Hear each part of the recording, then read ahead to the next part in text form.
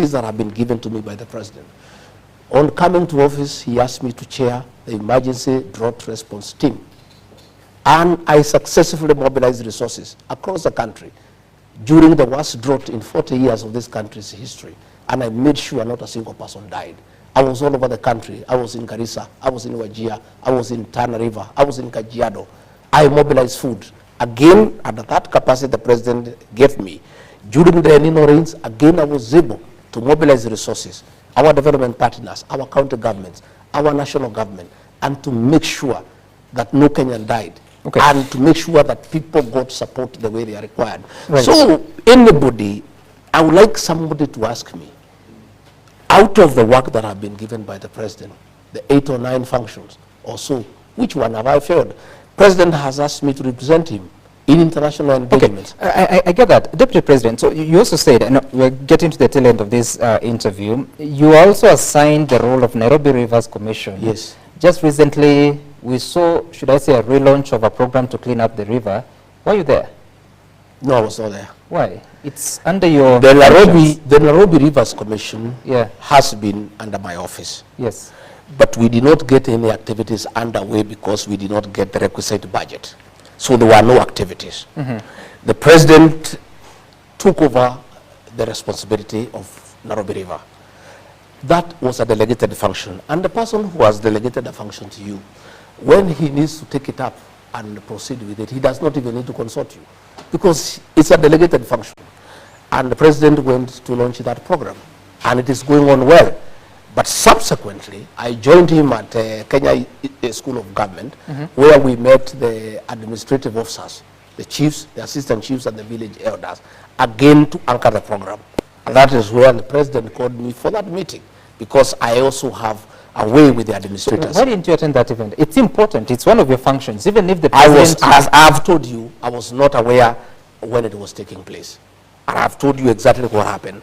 But the one that I was invited, I was there. Then it means it's been longer than 1 week that you've not been... I'm not sure exactly when, but I'm saying any function that I need to attend, that I'm aware of, I'm always there. So the one at the Kenya Institute of Government, where the chiefs, the assistant chiefs, were there, and the village elders, I was there, and I spoke for a long time. Okay. And I advised them on what I think they should do. Okay, let's try and get your understanding. There are a lot of conversations going on, including the expansion of the Jomo Kenyatta International Airport. There's a PIP, privately initiated proposal that has come from Adani.